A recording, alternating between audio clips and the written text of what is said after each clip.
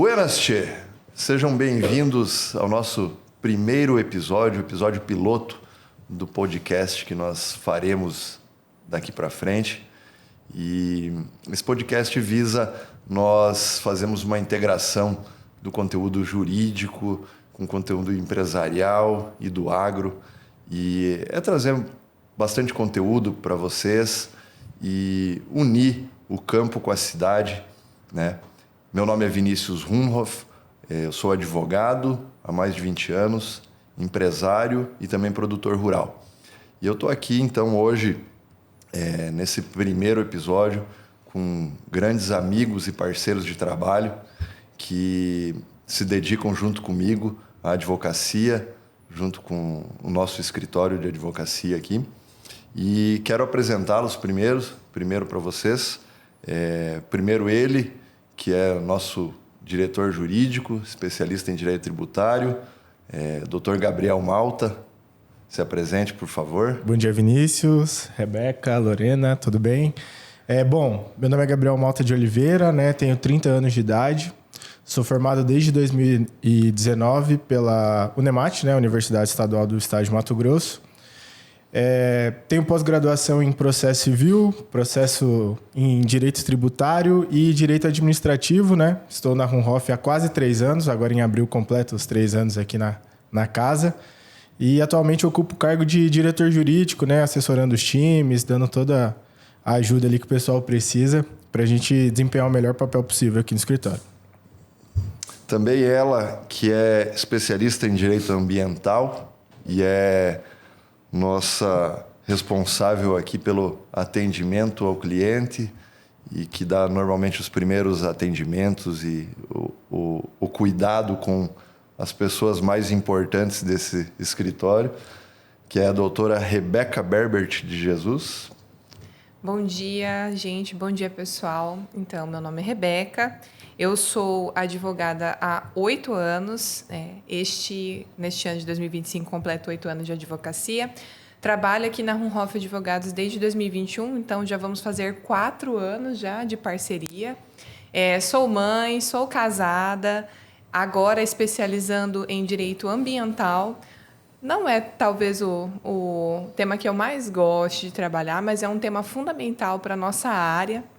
E estou aprendendo nesta área a me desenvolver. Esse ano, desde 2024, na verdade, é aprendendo a trabalhar diretamente com o cliente. Venda, pós-venda, fechamento de contrato, todas essas coisas super essenciais dentro do escritório que eu venho aprendendo nesses últimos anos. E também ela, que é mais uma especialista em direito civil e processo civil, é líder de um dos times aqui da área técnica, doutora Lorena. Bom dia a todos, bom dia, Vinícius. Meu nome é Lorena Alves, sou advogada aqui na Runhoff, tenho 27 anos, sou pós-graduada em Direito Civil e Direito Processual Civil. Também me formei na UNEMAT, na Universidade do Estado do Mato Grosso, estudei uma época com o Dr. Gabriel também. Tenho um pouco mais de 4 anos na advocacia e, dentre esses 4 anos, estou há pouco mais de 1 ano aqui no escritório junto com esse timaço. Eu acho que é essa a minha história. Então, pessoal, vamos começar aqui. Para a gente deixar bem alinhado, esse é um bate-papo, é um podcast. A gente quer trazer coisas internas, coisas pessoais e relacionadas também ao nosso trabalho, curiosidades e tudo mais, que bastante gente que vê um escritório de advocacia de fora não tem ideia de como se passam as coisas do lado de dentro, né? Doutora Rebeca, o que você acha que as pessoas normalmente imaginam e quais são as diferenças para quem está do lado de fora e quem está do lado de dentro de um escritório de advocacia? Olha, esse é um tema bem interessante, porque de 2024 para cá eu tenho focado muito nessa parte de relacionamento com o cliente. E se a gente for pensar bem, o jurídico, ele é emocionante para nós, que sabemos o que significa, que a gente acompanha o processo, a causa do cliente. Mas para quem está de fora, vê um conteúdo jurídico, você fala, meu Deus, que coisa chata, né? Data vênia, o pessoal já começa a ficar cansado. E o nosso desafio é mostrar para todo mundo que o direito faz parte da vida de todo mundo. Eu adoro falar sobre contratos, por exemplo, né? Todos os dias nós fazemos contratos. Hoje de manhã eu fiz contrato. Falei, Timóteo, meu filho, eu vou sair daqui 10 minutos. Se você não estiver pronto, você vai ficar, né? Então, eu fiz um acordo com ele. Eu estava fazendo um pequeno contrato. Tácito, mas... Verbal ali, tinha um peso coercitivo, mas foi um contrato com ele. E o nosso desafio é fazer isso, porque as pessoas acreditam que o direito está muito longe da realidade deles, né? Eles acham que ninguém mexe com direito. Mas quando você vai fazer um contrato de depilação a laser, né, você está mexendo com o direito. Quando você vai fazer a aquisição de um produto, de uma casa... quando você vai começar a trabalhar. Então, tudo isso, todo mundo faz, todos os dias. E eu acho que a iniciativa do podcast é justamente essa, né, Vinícius? Aproximar as pessoas e falar, olha, o direito faz parte da sua vida, né? Todo mundo podia ter uma aula de direito alguma vez na vida, né? Essa é a minha sensação. A ideia é justamente essa. Ao longo dos episódios, a gente trazer diversos assuntos aqui, ligado ao agro, sucessões, negócios, finanças, os temas mais variados e de uma forma que a gente mostre toda a coligação que existe com o direito, né? A gente muitas vezes não percebe, mas a cada ação que nós tomamos no dia a dia, a gente está, de alguma forma... trazendo um pouquinho do direito para a nossa vida, né? Independentemente do grau de complexidade daquilo, seja um contrato familiar, sejam os contratos dos mais variados tipos. Eu acho até que a própria pandemia assim, deu uma ajudada nessa transformação do direito, né? Antigamente a gente entendia o direito como uma coisa muito mais... O pessoal tinha aquela visão muito mais formal, né, do advogado com a sua pasta ali indo para o fórum, né, conversar com o juiz. E hoje, por conta dessa... E hoje o direito vem passando por essa transformação, né? Então, acho que a ideia é mostrar que tem justamente essa aproximação com o cliente, né? Desmitificando qualquer formalidade. E, no final das contas, é igual vocês falaram, né? É o dia a dia. O direito ele está envolvido ali no dia a dia. Tudo que você faz, se você analisar detalhadamente, você vai ver que tem um pouquinho ou muito de direito, né? Então, acho que é uma ideia bem bacana aqui a nossa para quebrar esse paradigma ali e tirar um pouco dessa formalidade em excesso aí. Eu acho também que a maioria das pessoas não entendem qual é o nosso trabalho, como de fato funciona um escritório, né? Dentro da minha casa mesmo já me perguntaram, mas o que você fica fazendo lá o dia inteiro, né? Porque, assim, as pessoas têm uma imagem do advogado que, igual ele falou, está no fórum, está numa reunião... Mas existe muito mais por trás disso, né? Talvez o trabalho mais pesado esteja por trás disso. Até eu fui explicar para o meu irmão, olha, existe um processo, existe uma petição inicial, existe uma contestação, que é uma defesa, uma impugnação. E ele ficou assim, nossa, eu não imaginava que uma simples situação envolvia tantas coisas, né? Tantas fases, tantos procedimentos dentro de um processo. Quantas vezes você fala com clientes durante o dia? Nossa... Cada cliente ou quantos clientes? Depende muito do caso, assim. Alguns clientes eles necessitam de mais assessoria, né? Principalmente, a gente tem clientes que é do ramo alimentício, né? Então, eles precisam de um atendimento rápido, precisam de um atendimento em várias áreas, trabalhistas, questões fiscais. Então, assim... A gente tem diversas formas de acompanhar um cliente, né?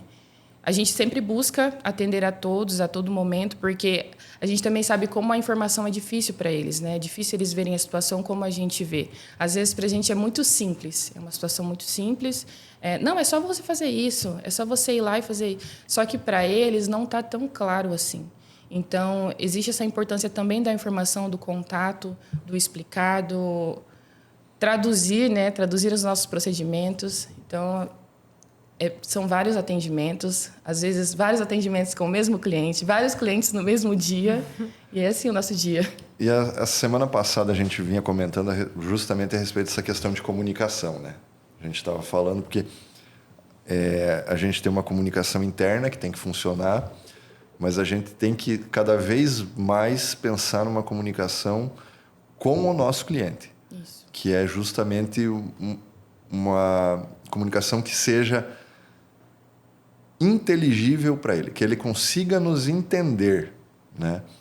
Porque qual que é a responsabilidade da comunicação, né? Ai. De novo essa pergunta. Então, se eu falo para Lorena que essa caneta é azul e ela passa para o Gabriel que essa caneta é vermelha, de quem que é a responsabilidade? Sua. A responsabilidade é minha. Eu aprendi. Entendeu? Mas a responsabilidade também é da Lorena. Se ela dá importância nisso, também é da Lorena. Mas por que é minha? Porque eu não me certifiquei que a Lorena entendeu que a caneta era azul, né? Então, assim, a comunicação ela tem isso. Muitas vezes a gente fala, acredita que a pessoa entendeu, mas não certifica. E aí, quando nós não certificamos, a pessoa não entendeu, repassa essa informação de forma equivocada.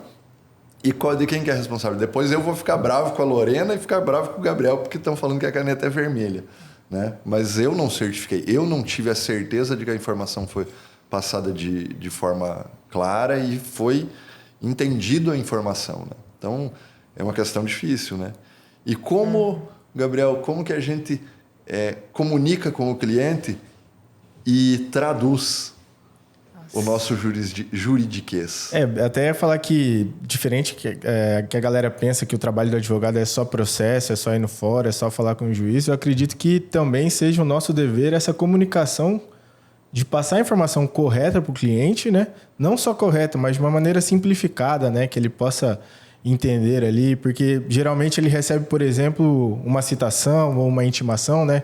Que são os meios de comunicação oficiais do judiciário, e o cara já recebe aquilo assustado. Meu Deus, o que é isso, né? Então, assim, o nosso trabalho é tranquilizar primeiro, né? E passar essa informação de uma maneira mais simplificada, explicar para ele em todos os termos, e depois de explicar, perguntar se ele entendeu, se ele tem alguma dúvida, né? Então, eu acredito que isso também seja uma das funções do nosso trabalho, né? Eu tenho um caso muito, muito bacana. Semana passada, a Vinícius falou, Rebeca, faz um relatório do processo do certo cliente. E eu comecei a escrever desse processo para o cliente entender o que tinha acontecido, né? E desde que a nossa supermarketing entrou aqui no escritório, dona Juliana, ela pega muito no meu pé. E todas as palavras que a gente usa de termos jurídicos, ela fala, eu não sei o que é isso aqui. Me explica, eu não entendi. Por exemplo, incidente. Incidência de incidir. O imposto incide sobre essa relação. Não vou nem entrar em regra matriz de incidência, nem fato gerador, né? E ela pega no meu pé, mas eu não sei o que significa. A gente pode trocar isso por qual palavra?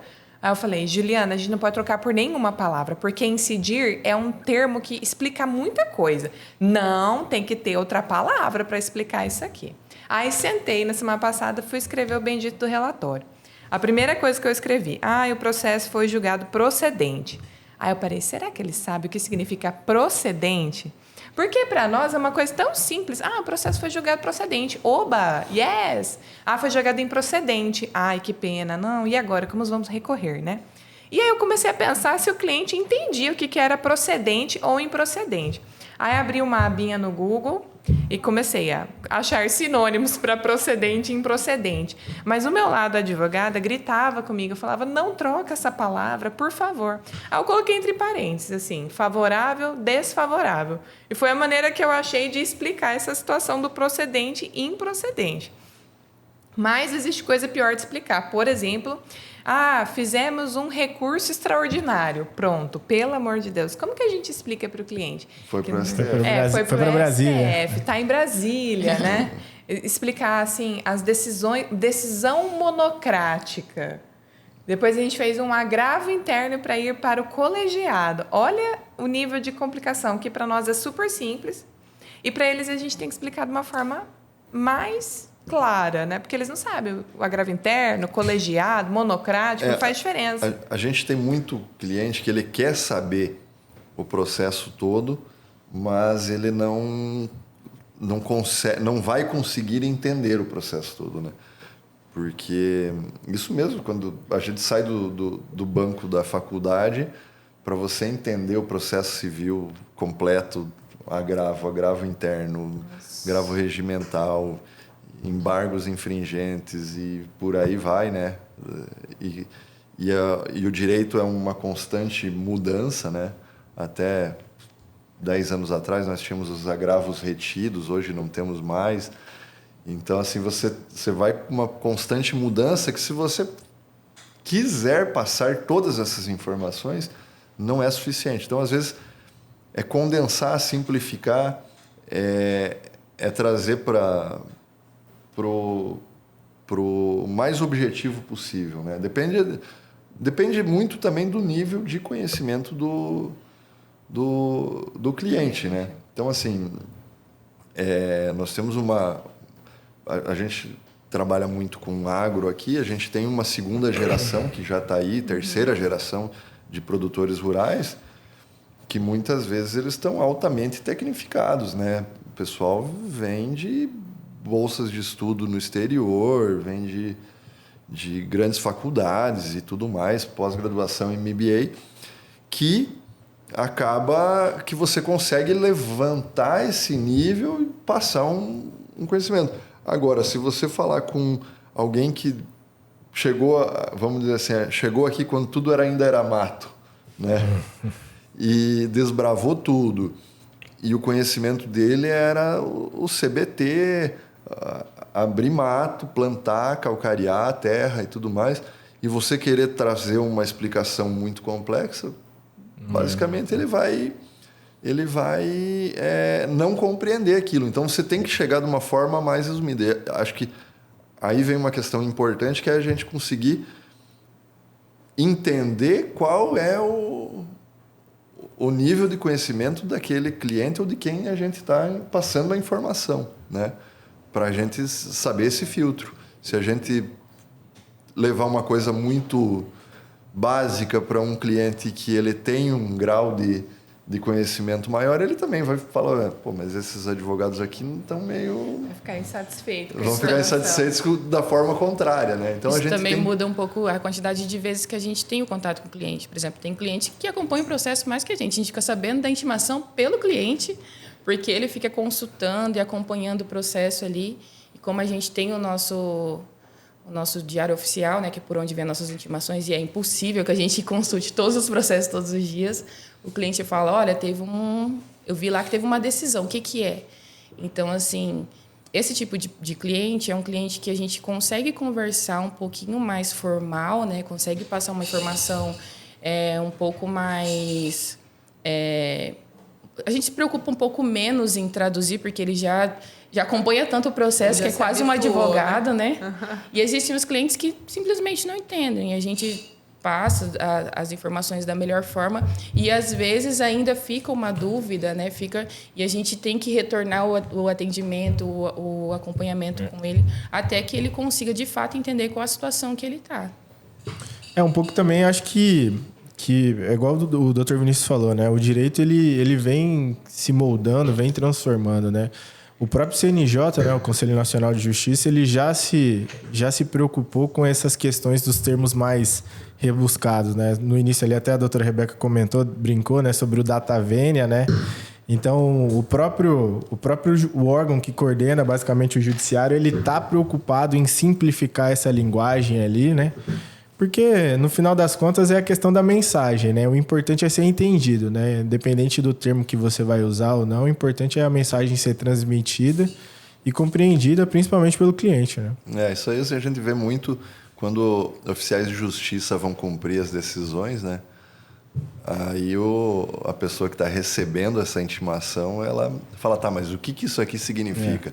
O oficial de justiça é um tradutor naquele momento, né? Você tem que desocupar a casa, é um despejo, né? Pronto, ele pode ter 1000 palavras rebuscadas lá, ele vai dar uma mensagem direta, né? Qual que é o cumpra-se, né? Ou então procure um advogado. Procure um advogado, exatamente, né? O senhor a coisa está feia, vai logo. O senhor precisa de um advogado, né? Então, eu acho que é isso daí. E hoje o judiciário vem mudando muito, né?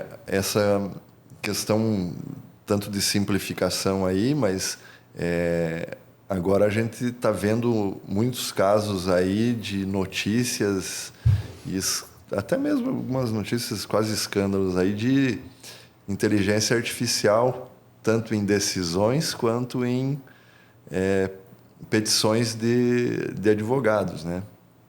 E, Lorena, o que você acha dessa inteligência artificial nos processos judiciais hoje? Eu acho que a inteligência artificial ela é uma boa ferramenta, desde que a pessoa saiba usar.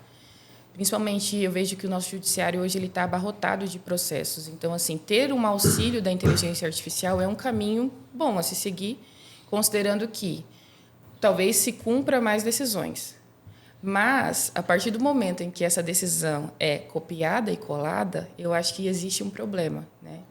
Porque eu acho que o judiciário é uma área que não tem como ser substituída pela inteligência artificial. Porque cada caso é muito particular, envolve pessoas, envolve perícia, envolve situações que precisam ser analisadas caso a caso e precisa da consciência humana para fazer isso, né? O livre convencimento do juiz, a gente precisa disso, precisa do humano nessa parte. Eu acho que assim, se nós...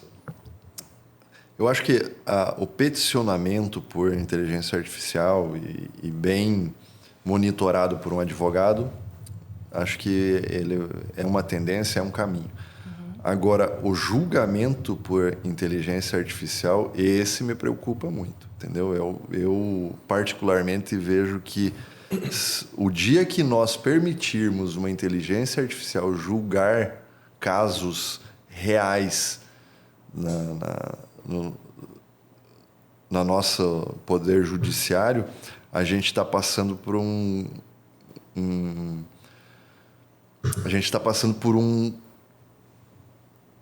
precipício muito perigoso, vamos dizer assim, né? Eu acho que usar a inteligência artificial, por exemplo, a gente tem aqueles primeiros despachos de citação ou uma nomeação de perito ou uma situação que seja simples. Eu acho que é muito útil, né? Porque, às vezes, o processo fica parado um tempão lá só para determinar uma intimação, uma citação, dar um andamento muito básico, né? Então, eu acho que nessas situações é uma ótima ferramenta, né? Para a gente conseguir fazer com que esses processos cheguem nessa última etapa de ser julgado e aí, nesse passo, precisar do humano, precisar do juiz. Agora, o julgamento em si por inteligência artificial, o julgamento, a gente atravessa uma linha que, para mim, é uma linha vermelha. A gente não pode deixar jamais chegar nisso. Porque quando você atravessa essa linha, quem está determinando a vida de todos os seres humanos, ou de todos os brasileiros, ou seja, no país que isso acontecer, ele não passa a não ser mais uma inteligência humana, biológica. Ele passa a ser uma inteligência artificial. Nós passamos o controle para as máquinas, né? Então, isso é Asimov. E eu acho que afasta também, né? Existe esse afastamento do judiciário e do...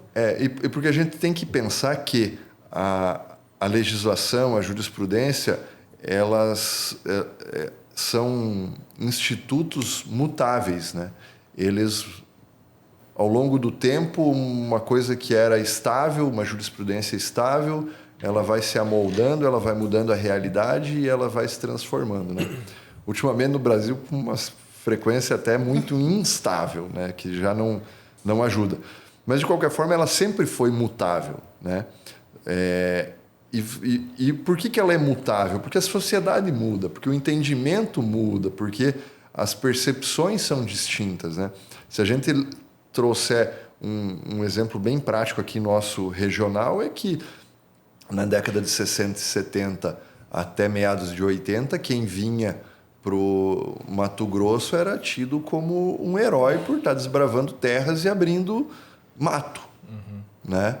Então, era ocupação, era um período que você ocupar o Brasil para não ser tomado, eventualmente, por outros países, né?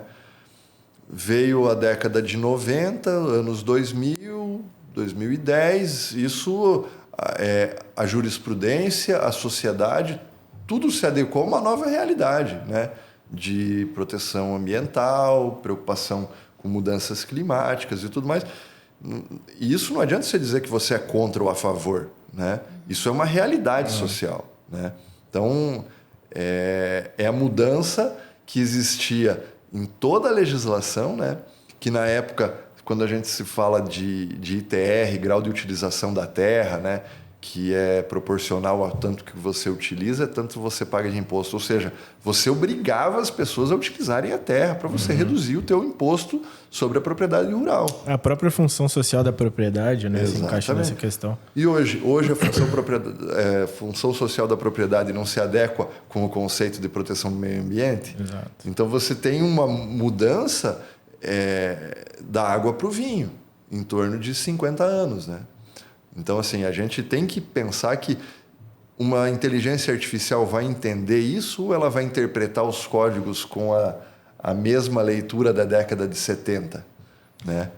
Então, porque ela vai sempre se fortalecendo. A inteligência artificial, do pouco que eu conheço dela, né? Mas, assim, ela vai se fortalecendo com novos conteúdos. Se ela vai se retroalimentando com aquilo ali, a imutabilidade dela vai sendo cada vez maior. Ela não vai se adequar a alguma coisa para no futuro... Não, agora eu vou mudar meu posicionamento. Sim, né? E assim, essa questão da inteligência artificial, da IA, né? Eu partilho a mesma opinião. Acho que o advogado vai precisar se adaptar a essas ferramentas, vai precisar aprender a utilizar, principalmente ali no auxílio de peticionamento, né? E principalmente, assim, uma curiosidade, né? Às vezes a gente tem processo com 5.000 páginas, 6.000 páginas, né? Então, eu acho que a inteligência artificial ela vai ajudar nesses pontos. Agora, na questão do julgamento, né? É meio complexo, né? Porque a própria Constituição, ela prevê em determinados casos você pode deixar um pouco a lei de lado, entre aspas, né, e aplicar um princípio, dependendo do caso, né, aquela regra dos pesos, do confrontamento dos princípios, qual vai se sobressair. Então, eu acho que a inteligência artificial ainda não está preparada para entender essas coisas mais específicas, assim, vamos Espero dizer. que né? nunca esteja. A gente tem uma situação aqui do tribunal que é a sustentação oral por vídeo, né? Então, assim, eu vejo que a tecnologia, às vezes, está tomando um espaço que é meio desnecessário, que talvez atrapalhe todo esse funcionamento do judiciário, né? Afastando um pouco o cidadão do judiciário, afastando o advogado do judiciário. E eu acho que isso gera um prejuízo muito grande. Eu sou tradicionalista, né? Eu sou da época do processo de papel. Eu tenho um confronto geracional com... Consultar na Barça, né? Eu lia a revista dos tribunais para pesquisar jurisprudência, né? Já tinha internet, né? A gente já consultava algumas coisas, mas era bem deficitário, né? Hoje você tem o mundo na tela do seu computador, né? Na época, quando a gente precisava de uma jurisprudência, a gente ia na revista dos tribunais, pegava o índice dela, pesquisava qual era o tema lá no fundo, e daí ela te dava qual era o livro, a página que estava aquela jurisprudência. Ou então, por exemplo, tal tema, vamos dizer lá que era... contrato de prestação de serviço autônomo. Então, você ia lá no livro índice, pesquisava esse tema, então ele te dava 4, 5 que estavam no livro tal, livro tal, livro tal, livro tal. Né? Qual que era o e daí caso? você ia lá, pegava o livro, e os grandes escritórios, os menores até mais difícil, tinha em bibliotecas, normalmente, a revista dos tribunais, né?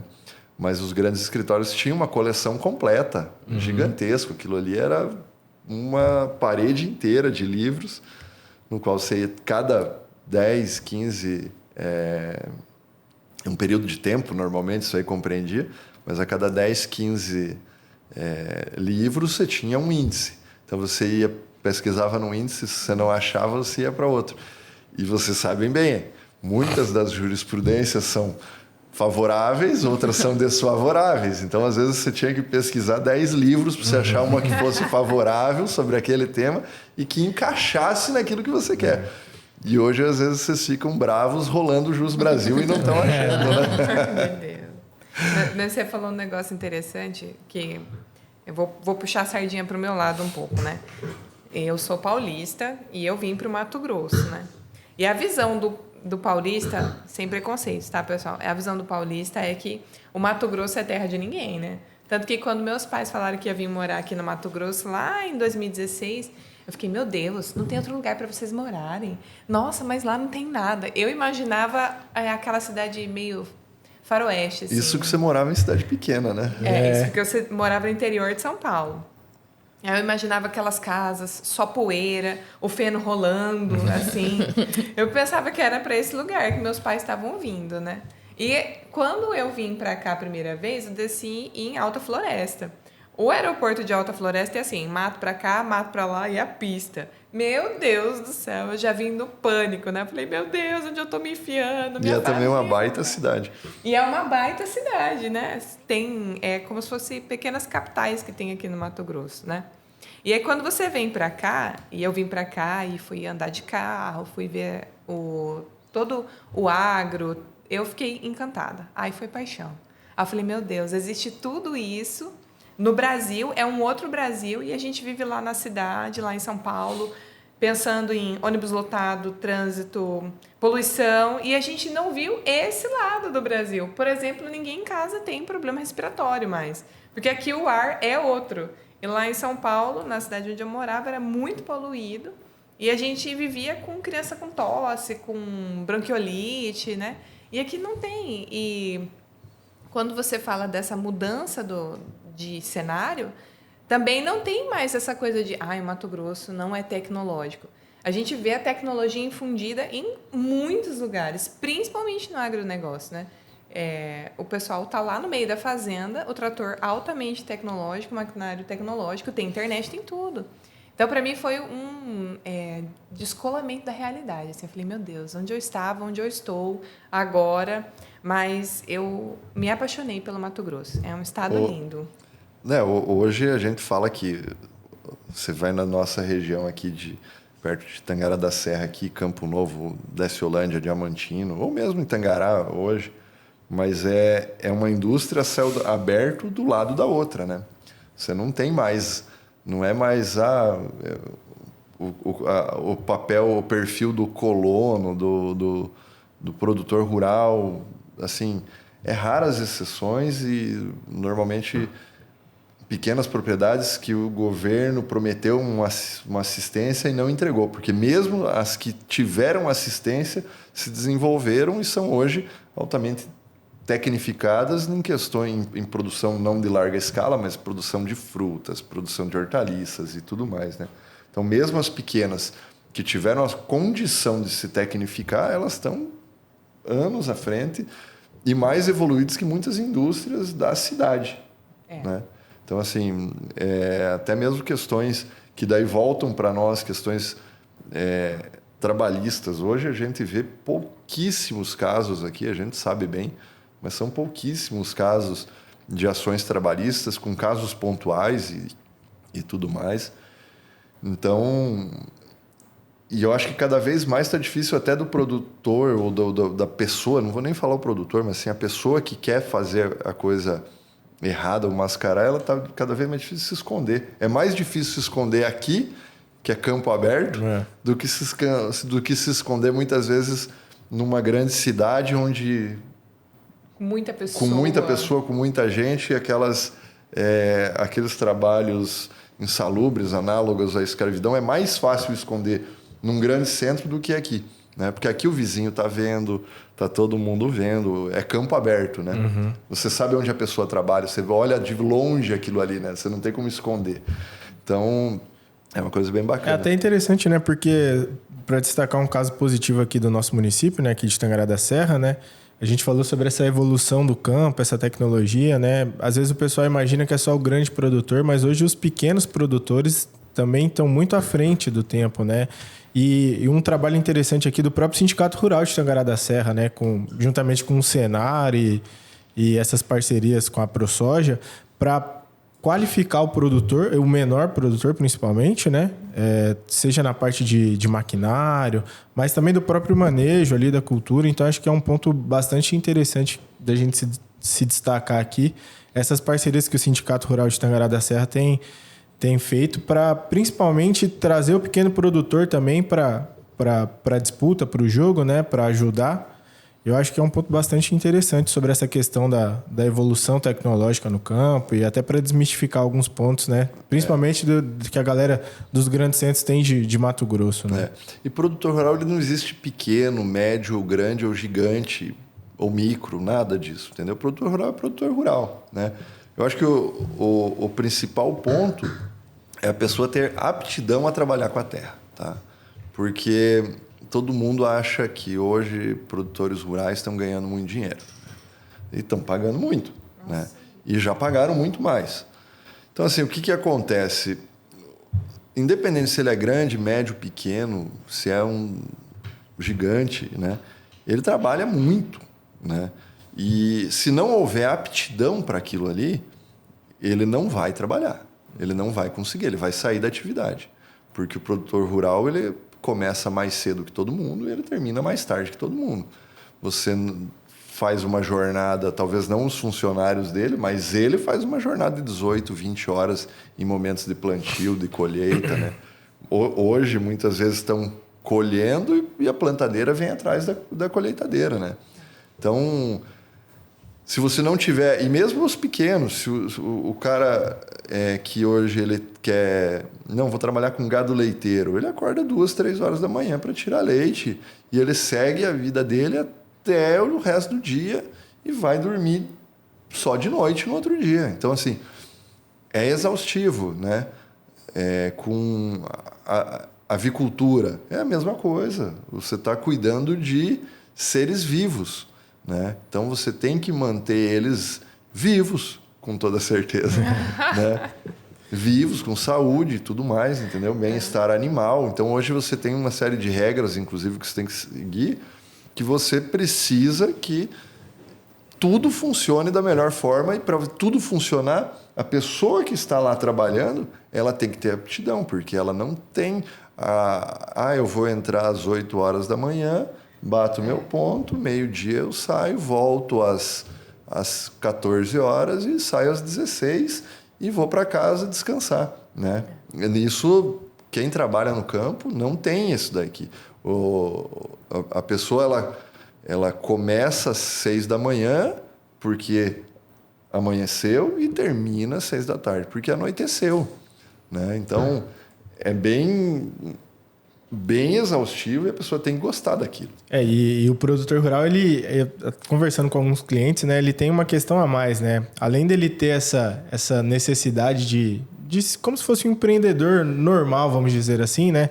De ter o controle de pessoal, de ter o controle ali, a administração da empresa, essas questões, ele ainda depende de situações que ele não controla, principalmente o clima, né? Se vai chover, se choveu demais, se choveu de menos, né? Então, assim, no agro, dificilmente, eu acho que não existe escala 6x1. A escala é bem pior, né?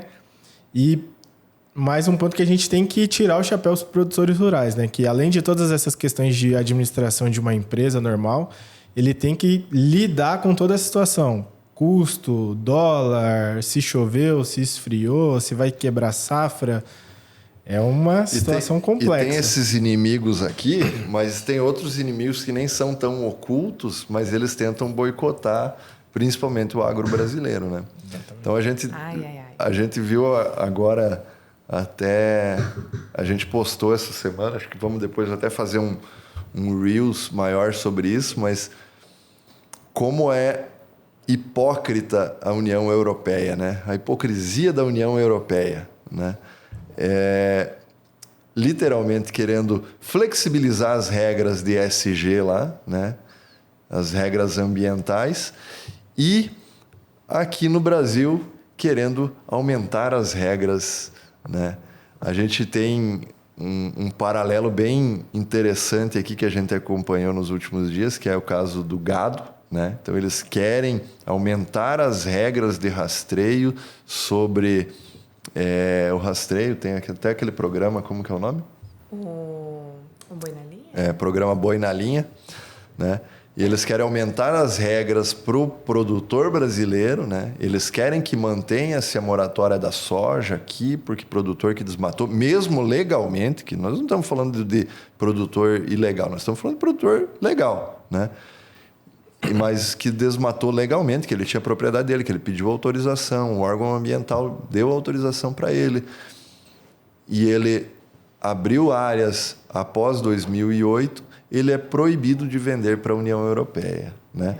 E lá na União Europeia agora, eles estão querendo derrubar as últimas florestas centenárias deles, porque eles estão precisando de mais grãos, eles estão precisando de carvão para queimar para as usinas e tudo mais. Você tem acompanhado isso, né, Rebeca? Então, eu falei, o nosso combinado do podcast era para a gente manter sempre o profissionalismo, né, na nossa conversa, mas esse tema é um tema que me deixa muito aguçada. Na verdade, tudo começa lá no protocolo de Kyoto e depois no Acordo de Paris, e o Brasil é um país signatário desses acordos, né?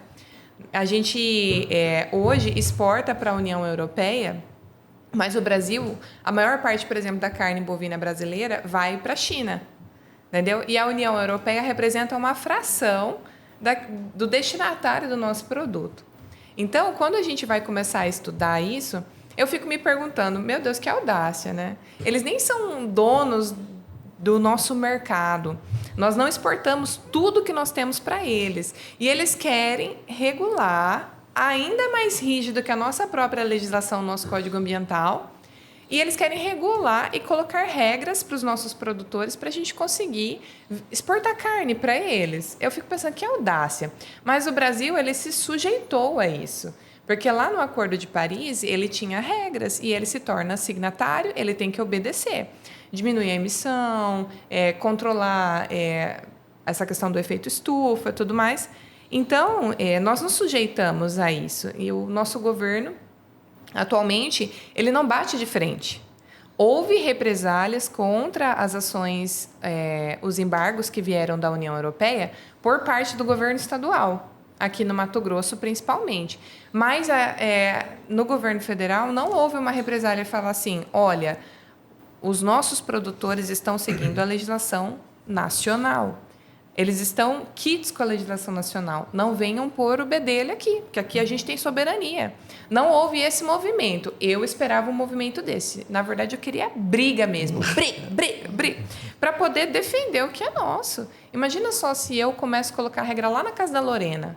Né? A Lorena me vende, sei lá, algum produto de beleza. Daí eu falo, não, mas eu não compro de você, Lorena, se você não deixar esse produto na geladeira por 3 horas. Não, mas a sua geladeira tem que estar limpa, sem nenhuma carne. E vamos dizer assim, e a geladeira, e é um produto que não precisa estar na geladeira. E é um produto que não precisa. Então, assim, né, não está na instrução dele deixar na geladeira, não, mas só compra se você... Então, você começa a botar regras naquilo que não precisa.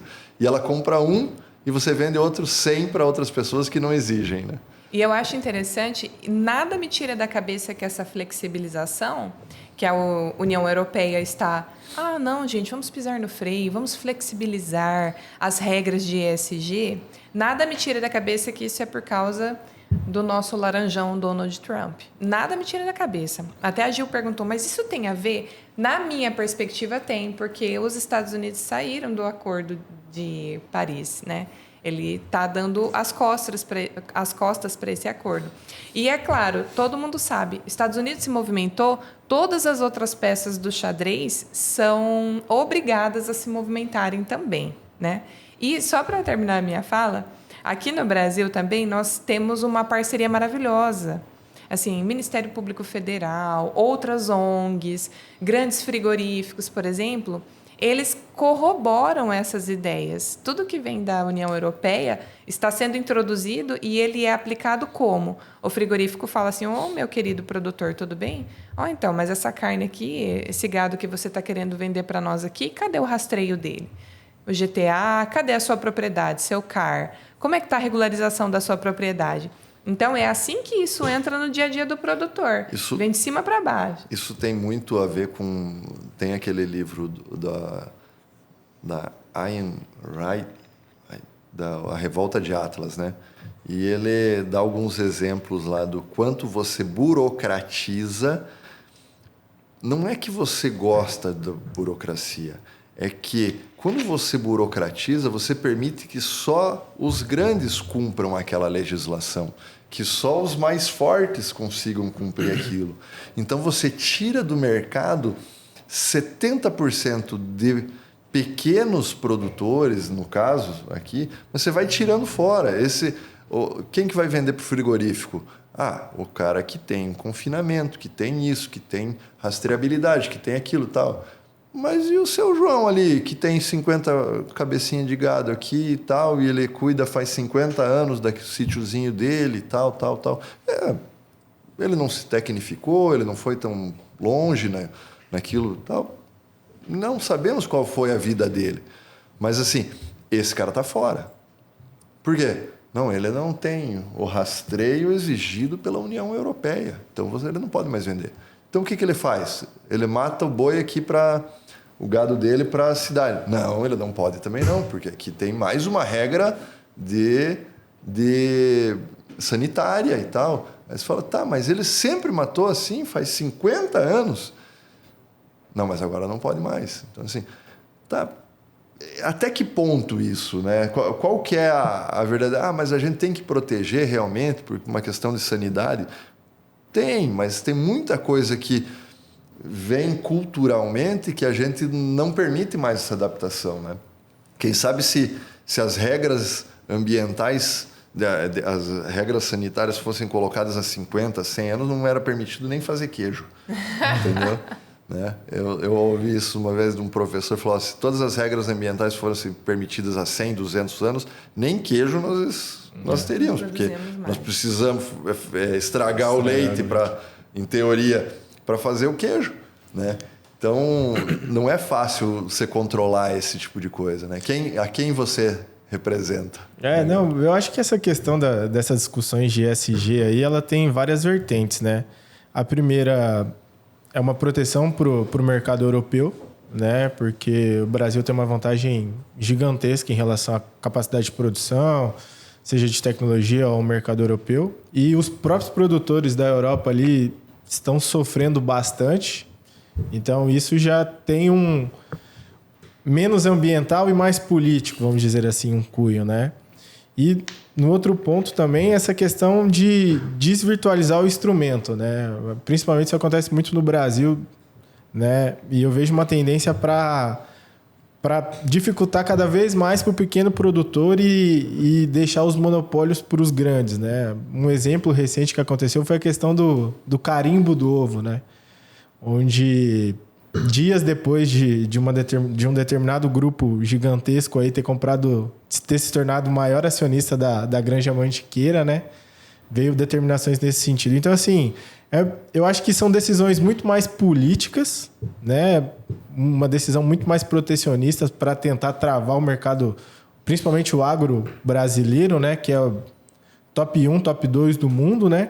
E tentar proteger e criar mais dificuldade para o produtor brasileiro, né? E você vê como é bonito, né? Você falar assim, não, mas é uma proteção. Se você comprar uma dúzia de ovos agora e comprar uma outra dúzia de ovos daqui uma semana, você pode saber na sua geladeira se esses ovos é dessa semana ou da semana passada. Exatamente. Então, é muito bonito para o consumidor, mas você não está vendo a cadeia. Daqui a pouco você está refém de 2 ou 3 marcas. Sim. Por quê? Porque só elas. Você acha que uma pequena granja ela vai ter condições de comprar uma impressora dessas e tudo mais. Não é uma coisa simples.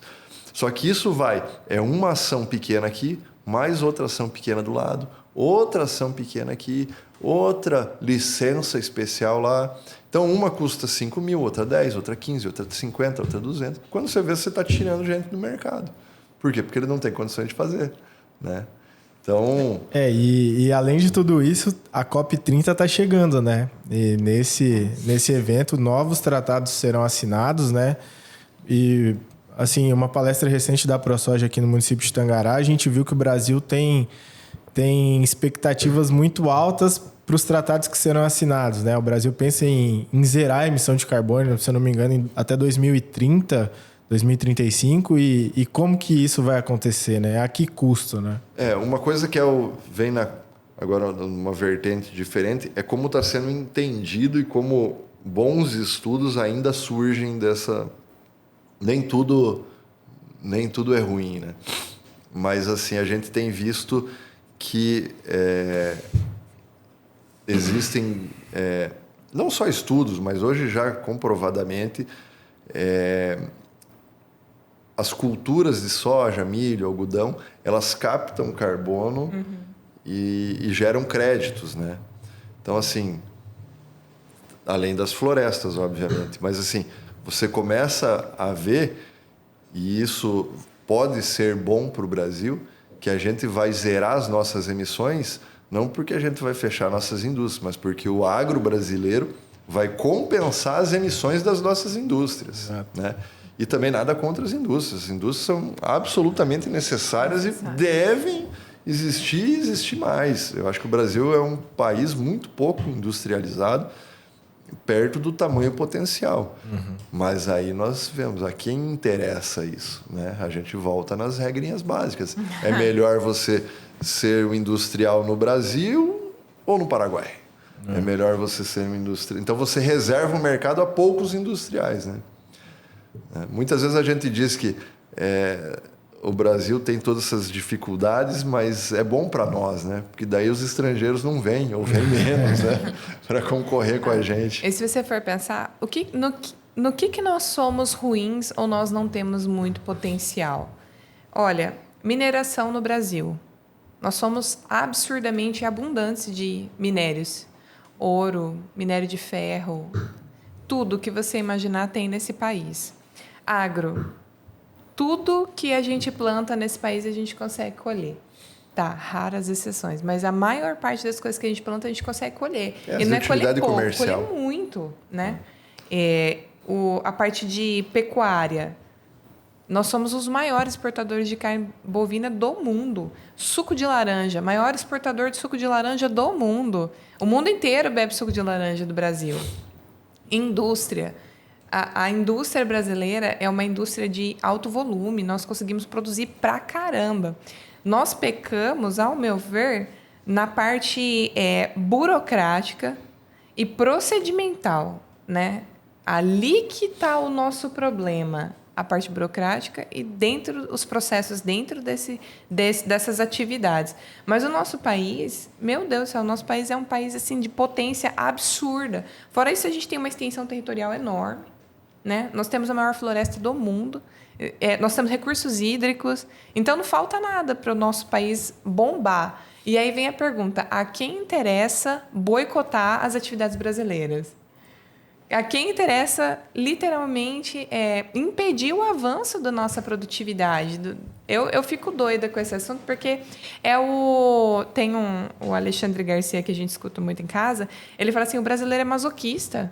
Ele gosta de sofrer. E o Estado brasileiro, às vezes, e muitas vezes a gente sabe disso, ele quer sofrer, ele quer fazer a gente sofrer, o contribuinte sofrer, o cidadão sofrer, porque ele quer boicotar a nossa atividade, né?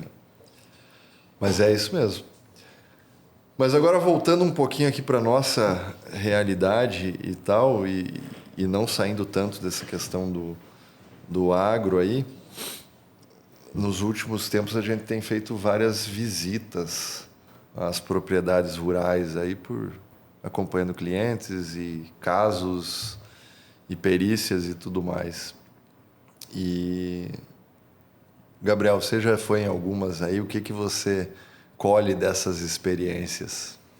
Olha, nessas visitas assim a gente vê de tudo um pouco, né? Mas assim, primeiramente, uma coisa que me impacta muito é como funciona a organização do produtor rural, né?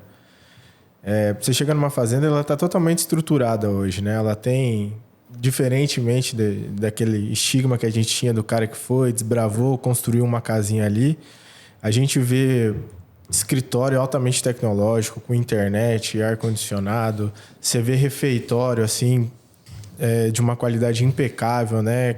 Com fazendas com cozinheiras, nutricionistas, né? Para cuidar de toda a dieta ali do trabalhador, psicólogo. Eu já vi fazenda com dentista, né? Disponibilizando dentista ali para os funcionários.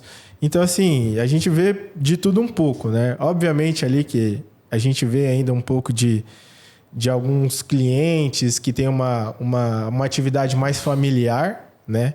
Mas que não tem tanto desenvolvimento, mas a gente vê claramente que o produtor, principalmente aqui na nossa região, ele tem buscado cada vez mais a capacitação e trazendo tecnologia, sistemas de administração.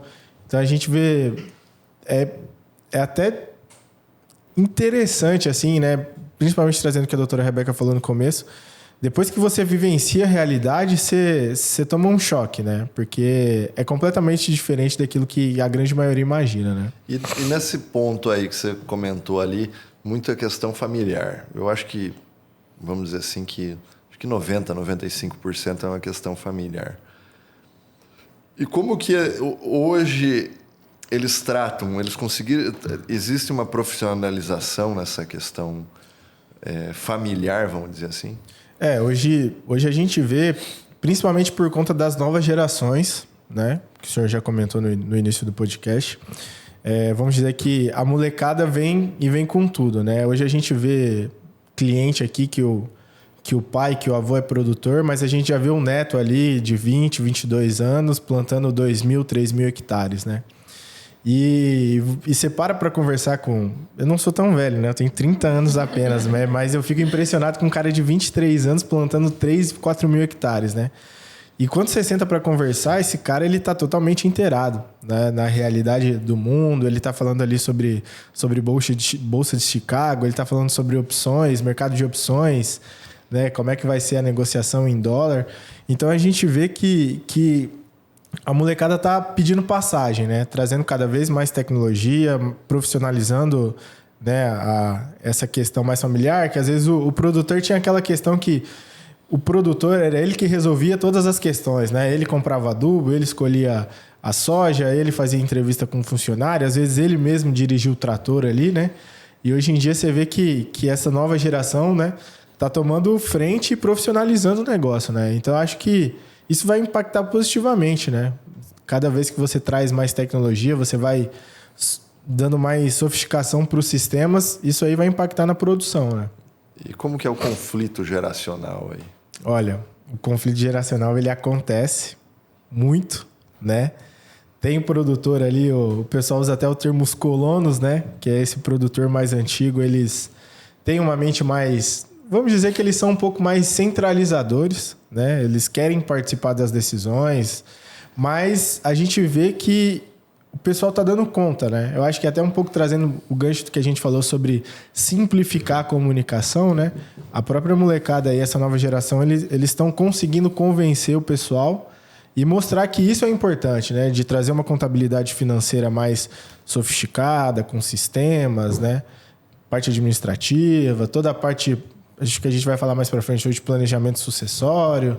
Então, assim, é impressionante ver como que o agro brasileiro está se especializando cada vez mais. Eu acho que essa questão, o conflito geracional, ele é difícil. Acho que muitas vezes alguns filhos eles vêm com muita ânsia ao pote, né? Então chegam muito rápido, querem mudar o mundo e é duas coisas, né? Uma, ele não passou tudo que o pai e o avô passaram, né? E ele quer já mudar, né? Mas assim, uma safra não faz um fazendeiro, né? Então assim, quem já está ali há 30, 40 anos sabe que já teve os altos, já teve os baixos, já teve momentos que a corda estava no pescoço e depois saiu e a coisa ficou boa. Então assim, a experiência ela traz muito isso.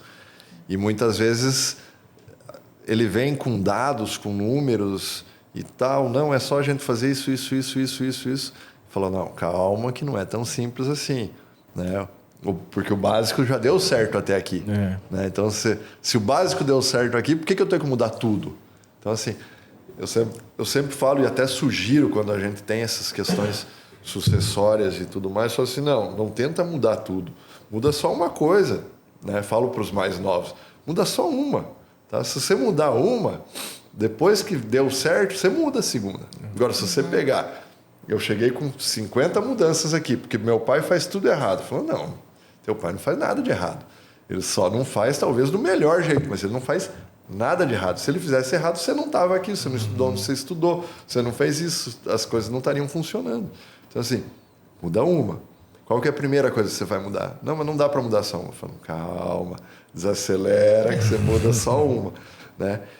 E é justamente isso, porque a gente vê uma nova geração. E isso não é só aqui, né? Isso dentro do nosso escritório a gente tem isso, né? Uma mudança geracional do pessoal que conversa por WhatsApp com uma tranquilidade gigantesca, que prefere muitas vezes compras online à compra física, né? E que não gosta de imprimir papel na impressora. Não gosta de ligar por telefone. Não acha bom ligar por telefone. Por quê? Porque cresceu nessa geração, cresceu dessa forma, né? Então são mudanças. E você pega os mais antigos, como eu, por exemplo, e tal. Eu gosto do papel, eu adorava. Para mim, o processo papel era muito mais prático para você realmente visualizar as coisas, né?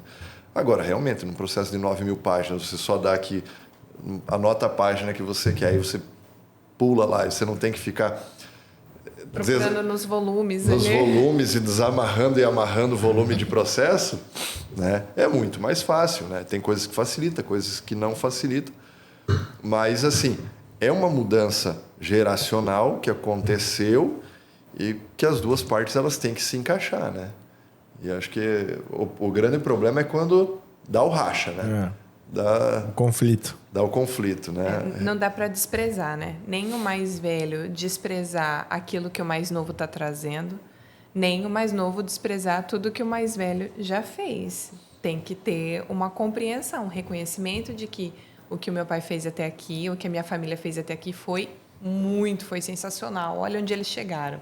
Agora eu posso contribuir, né? E o mais velho olhar para o filho e falar, nossa, que bacana. Meu filho entendeu a nossa trajetória e agora ele quer acrescentar. E está com vontade. E está com vontade. Eu acho que isso é o mais importante, né? Eu já falei uma vez para um cliente aqui no escritório, falei, meu querido, você tem que olhar aquilo que você tem, o patrimônio que vocês têm com amor e falar, cara, vamos aqui dedicar mesmo, olhar para cada sementinha de soja que vocês vão plantar, porque isso é de vocês, isso é para a família, é para perpetuar, né? Isso é para eternizar dentro da família, é um investimento a longo prazo, né? Eu percebo também que essa burocratização está acelerando essa delegação dos produtores mais antigos, né? A gente vê essa diferença até com o próprio jurídico de uma fazenda. Se a gente pegar alguns anos atrás, era tudo resolvido no fio do bigode, né? Contratos, era só um aperto de mão e estava tudo certo, né? Hoje em dia, a situação já é outra. Hoje em dia, a gente, como tem essas normas novas, essas regras novas que mudam, né? O produtor rural hoje ele necessita de um acompanhamento que esteja preparado para essas novas situações que ele vai ser exposto, né? E eu vejo até com a gente existe essa dificuldade em delegar, né? Tem clientes aqui que gostam de acompanhar tudo e que eles gostam de entender a situação, eles perguntam, eles questionam, eles não entendem também tamanha cobrança, tantas regras, tantos impostos, e aí cabe a gente acalmar eles e tentar explicar da melhor forma que é muito maior até que a gente, né? E, Rebeca, Oi. A gente está falando aqui justamente questões sucessórias, né? E a gente está no meio aqui. Mas nos últimos dias aí, nas últimas semanas, a gente tem trabalhado bastante com questões de planos de sucessão, né? Não vamos falar especificamente holdings, mas várias espécies de planos de sucessão aqui, pensando no futuro.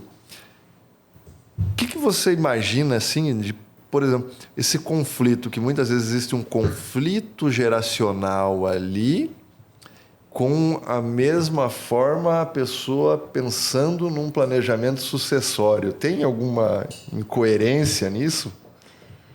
Olha, quando nós vamos falar de planejamento sucessório com o cliente, a primeira coisa que a gente desperta é o medo.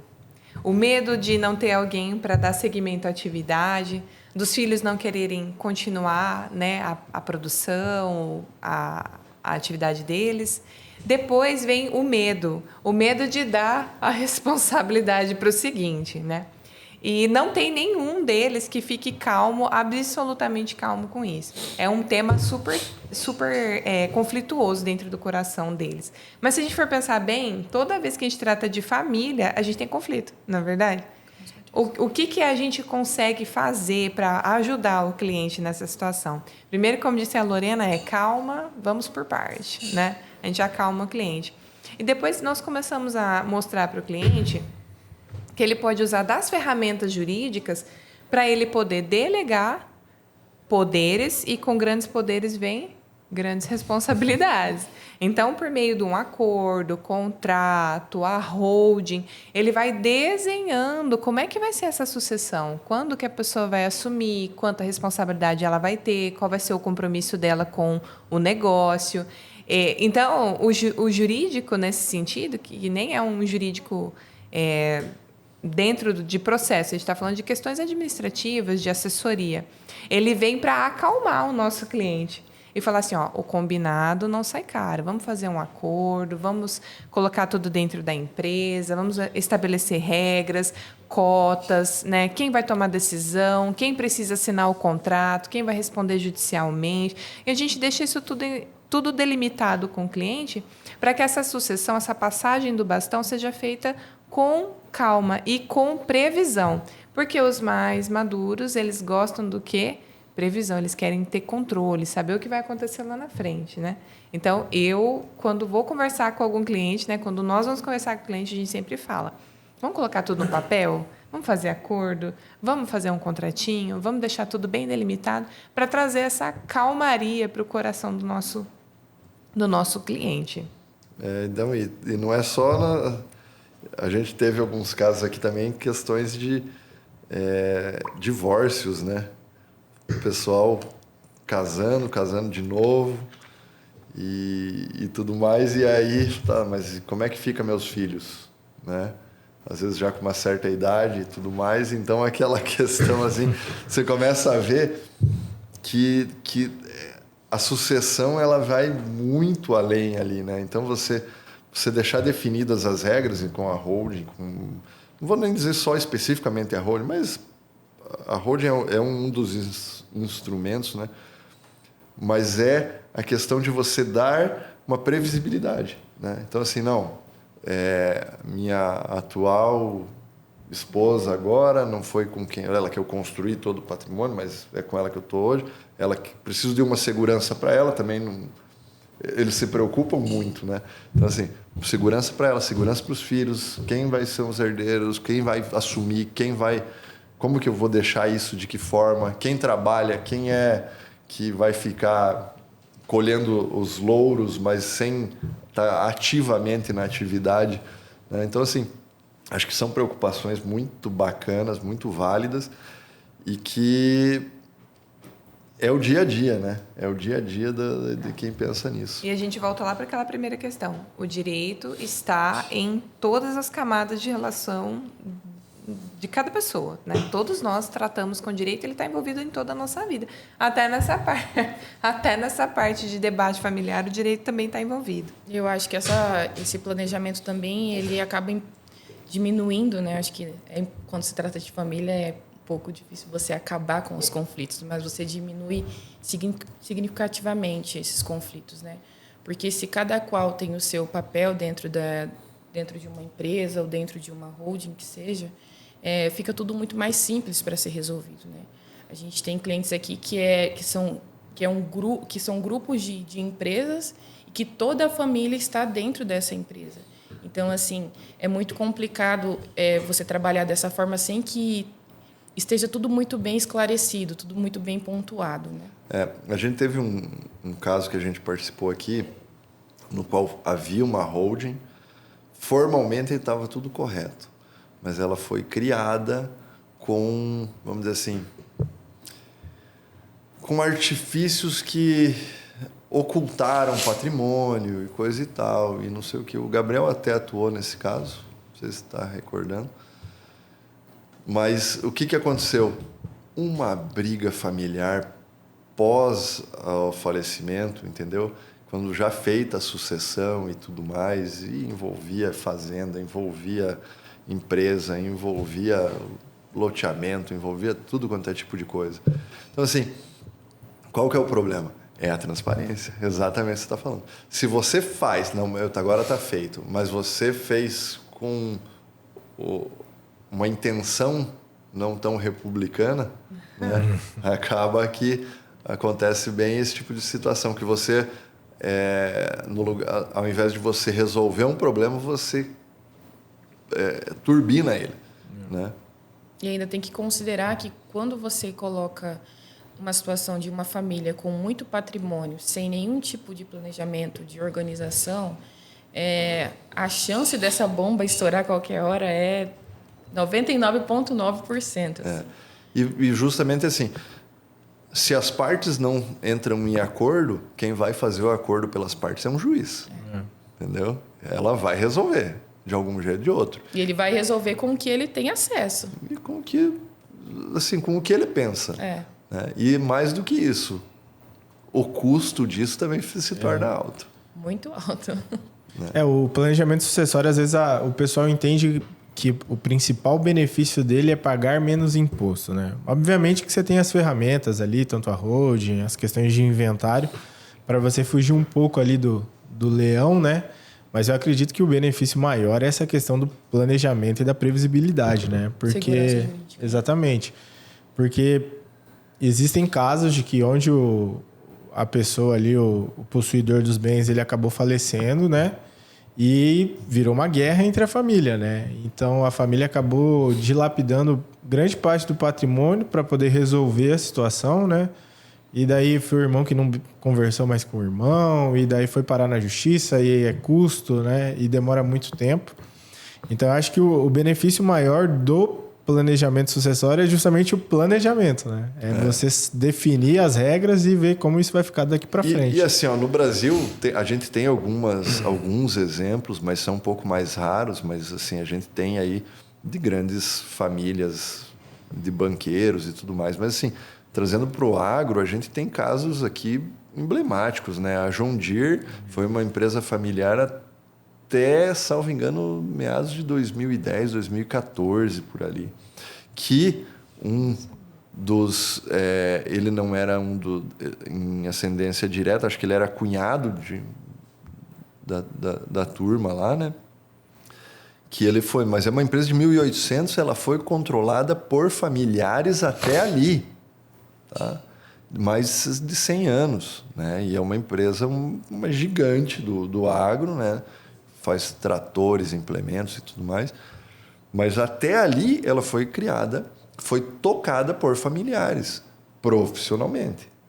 Né? Até acho que teve um intervalo de uns 10 anos que não foi. Foi um administrador externo, depois voltou para um administrador familiar. E isso já na terceira, quarta geração. Sem contar os netos desse cara que já eram vivos e tudo mais. Né? Então, o que a gente leva de lição disso? É que essas empresas se estruturaram lá atrás numa forma de planejamento, e não estamos nem pensando em planejamento sucessório, pensando num planejamento empresarial, mas da forma como eles se estruturaram e colocaram a família, isso vem depois, a própria, acho que a Cargill também tem isso, a Luiz Dreyfus e N outras empresas, hoje no Brasil, VEG, e por aí vai, os bancos, né, Itaú e tudo mais. Então, assim, mas o que vem? É um planejamento empresarial que ele acaba por uma organização empresarial pensando num planejamento de 20, 30, 50 anos, você dá uma longevidade para você dá uma vida para essa empresa e ela se torna um corpo próprio, né? Eu sempre dou um exemplo bem bacana, como que as cooperativas de crédito aí, Sicredi, Unicred, mas acho que a mais emblemática aí é o Sicredi, com 100 anos, né? Tá, mas quem é o dono do Sicredi? Não tem dono. E não precisa ter dono. Porque ele tem princípios que foram criados pelos seus fundadores e eles são seguidos. Então, se eles seguem esses princípios, a coisa vai. A mesma coisa numa empresa, ia sendo ela familiar ou não, mas por que a gente busca isso, trazer o profissionalismo? Porque você dando esse norte, você tem uma longevidade empresarial. Você tendo uma longevidade empresarial, você tem uma longevidade familiar, né? Então, você deixa toda essa turma que tem laços afetivos unida por gerações e gerações, né? Então, acho que esse que é uma questão bem bacana e muito importante aí. E é bonito, né? Pensar, imagina só se a sua família constrói algo hoje, o nome Hunhoff ecoar por uma centena de anos, assim, que coisa linda, né? Você imagina aquela estatuazinha do Vinícius lá. Colocar, assim, o fundador, barbinha. Eu só vou pedir que coloque um pouco mais de cabelo no meu busto. Mas é uma coisa que é possível pensar. Tudo isso me leva a uma fala de um produtor que escutei uma vez, estava com você lá na reunião com ele. Ele falou assim, ó, os negócios são como uma bolinha de borracha. Enquanto a bolinha está subindo e a gente está crescendo, bacana, tá tudo bem. Na hora que a bolinha para, é o começo da descida. E eu fico com isso na minha cabeça o tempo todo que eu estou trabalhando e estou pensando. Eu lembro da frase dele: a hora que a bolinha parou de subir é o começo do declínio do negócio. E assim também para nós, né? A gente tem que estar sempre pensando em crescer, investir, aumentar, né? Não de uma forma somente ambiciosa do dinheiro, mas é para perpetuar mesmo o negócio, né? E na hora que a bolinha para, você tem que ficar preocupado, né? E aí eu falei para ele, a nossa intenção também é essa, né? Crescer e continuar avançando, assim, nos nossos negócios aqui também. Exatamente. Mas eu acho que o caminho está aí, né? Hoje, a vantagem tributária, o Gabriel começou a falar ali, ela é a mais evidente e talvez a mais preocupante, né? A gente vê o governo federal aí com uma ânsia arrecadatória, com um pensamento muito de que heranças não devem ser deixadas, mas sim divididas entre a sociedade. É um pensamento, isso é um pensamento, tá?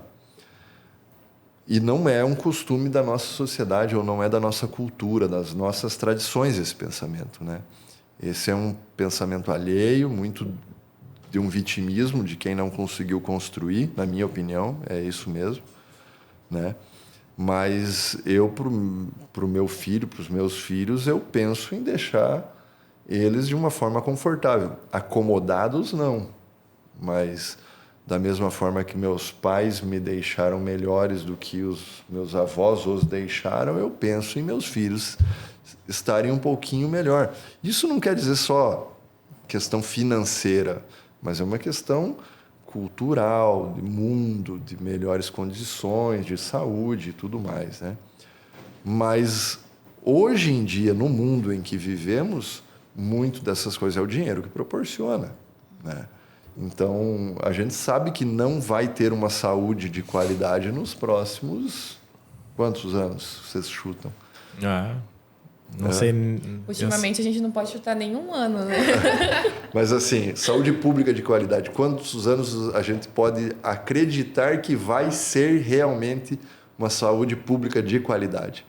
Eu sou pessimista. Eu acho que no Brasil isso nunca vai acontecer. Então, assim, talvez e a gente tem que lutar e torcer para que aconteça uma saúde básica e tal, né? Mas, assim, quando você chega em níveis de especialidade, eu não vejo um horizonte de menos de 10, 15, 20 anos, né? E talvez melhore, mas nunca a ponto de...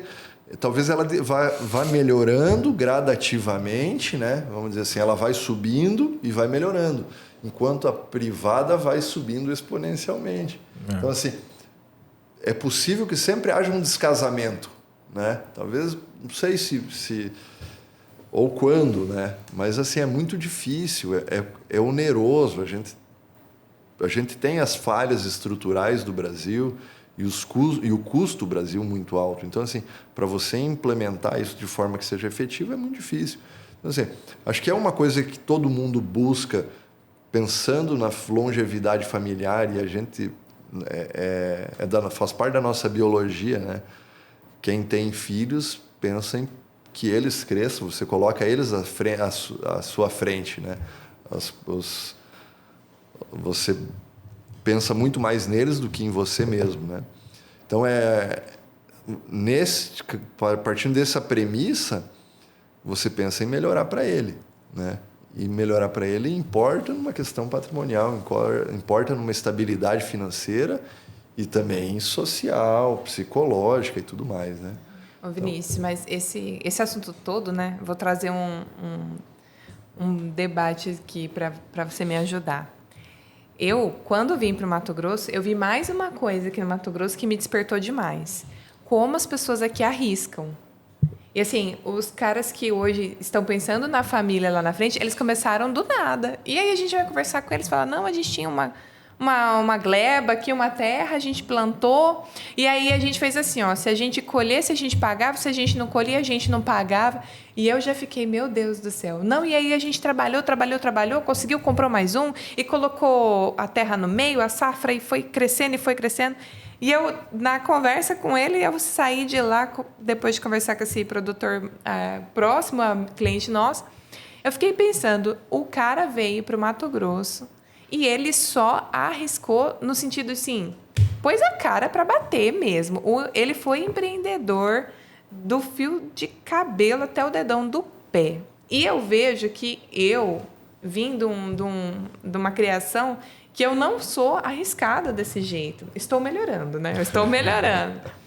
Mas falta, às vezes, a gente arriscar um pouco mais. Porque nessa de você arrisca e perde, mas você arrisca e ganha. E ganhando, ele foi crescendo. Isso aqui no Mato Grosso, todo mundo tem. Eu confesso que, pelo menos de onde eu vim da minha criação, do meu ambiente lá para cá, eu vejo isso em todo mundo, aqui dentro do escritório, nos nossos produtores rurais, no Vinícius, assim, o pessoal que não tem medo, falou, não, você tem que trabalhar para a gente conquistar, tem que arriscar, vamos embora. Esse é o pensamento aqui. Mas é muito perfil, Rebeca. Assim, se tem gente que não quer arriscar, e está tudo bem, entendeu? É mais cômodo, entendeu? Mas também a recompensa também é menor, né? Eu confesso para ti que eu lembro uma história de quando eu era criança, uma história não, um fato, né? Eu estava com meus pais, meu pai é empresário, minha mãe foi professora a vida toda, né? E eu estava com meus pais no carro, acho que estava meu irmão também, estava uma tia minha, né? E não sei se meus pais vão lembrar dessa história, mas eu lembro bem. E daí... Meu pai, ele praticamente todo o dinheiro que ele ganhava, ele não recebia e reinvestia na empresa, porque ele começou assim. Então, isso foram anos que a gente, dentro de casa, vivia com o salário da mãe, né? Eu não sei valor, essas coisas, porque eu tinha 7, 8, até os 12 anos ali. Não sei exatamente a idade certa. Mas isso eu era ainda criança. E daí, minha tia... talvez com um perfil um pouco mais conservador, realmente, ela estava perguntando, mas como que vocês fazem isso? E se não der certo? Entendeu? Porque todas as economias, vamos dizer assim, que meu pai ganhava, retornava para a empresa. Então, nós vivíamos com o salário de professora da minha mãe. Né? Não sei exatamente os números, mas era isso. Então, a gente vivia com o salário de professora da minha mãe e o dinheiro que meu pai tinha retornava para a empresa. De uma forma, a empresa que ele era sócio, ele tinha que pagar as cotas dele, não sei exatamente qual os acertos lá, justamente por ser criança.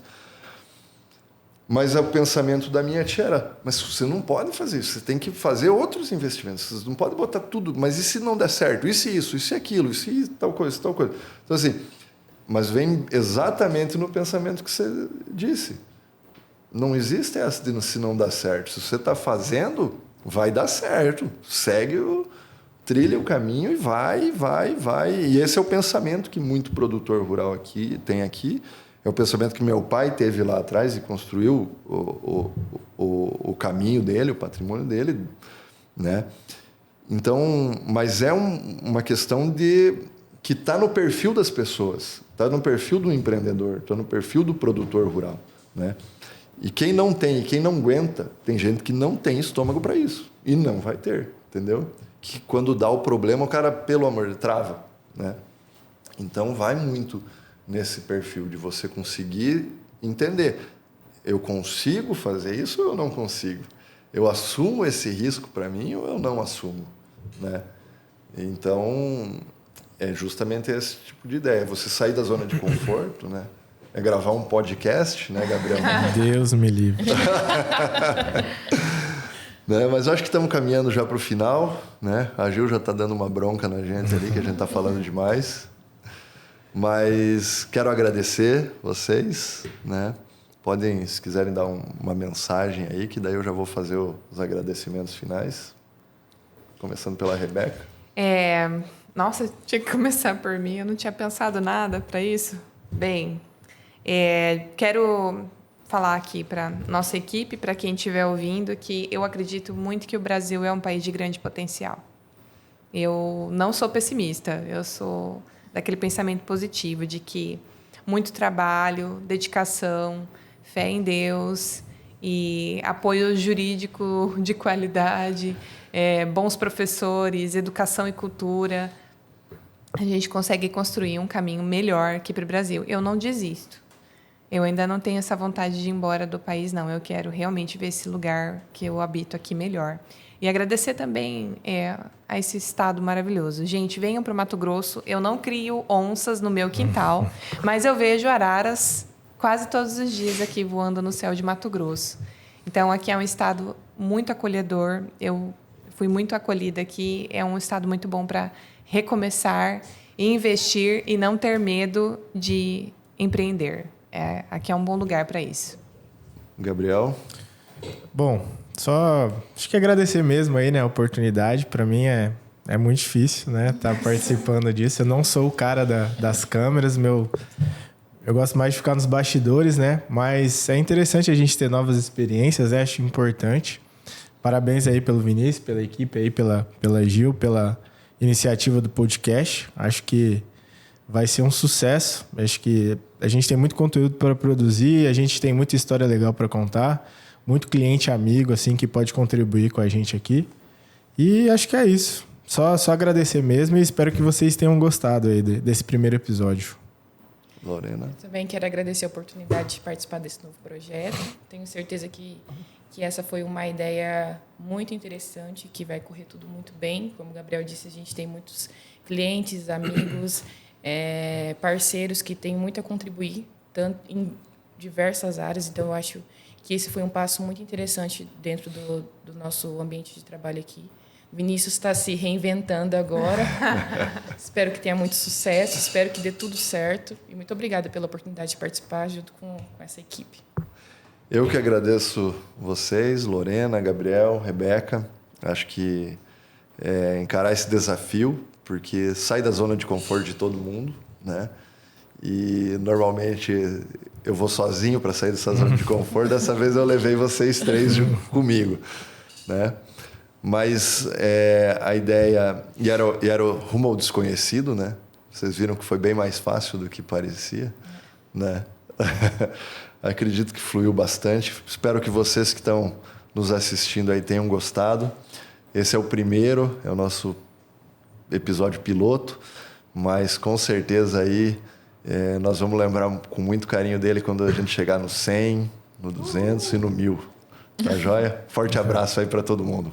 Valeu!